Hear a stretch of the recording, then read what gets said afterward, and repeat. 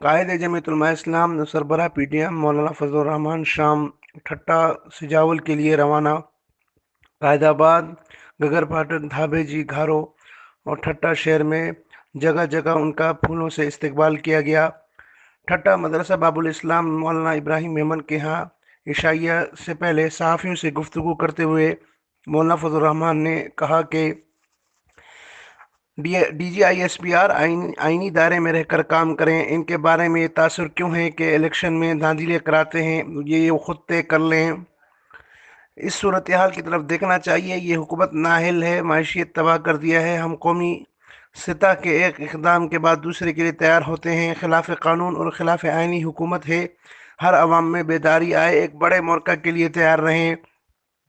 آج مہنگائی بھوک افلاس ہے، بچوں کو نہروں میں پھینک رہے ہیں۔ 26 مارچ تک ہر ضلع ہیڈ کوارٹر میں مہنگائی مارچ کریں گے۔ جو فیصلہ پی ڈی ایم کے فارم پر ہونا ہے، اس پر ہر پارٹی نے عمل کرنا ہے۔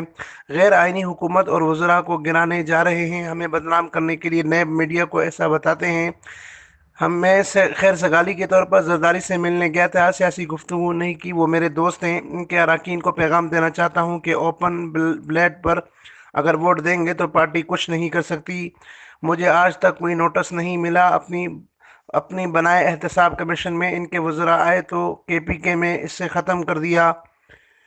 مولانا فضل الرحمان جامع باب الاسلام میں مولانا ابراہیم میمن کے عشائیہ کے بعد سجاول کے لیے روانہ ہو گئے۔ رات وہاں قیام کریں گے۔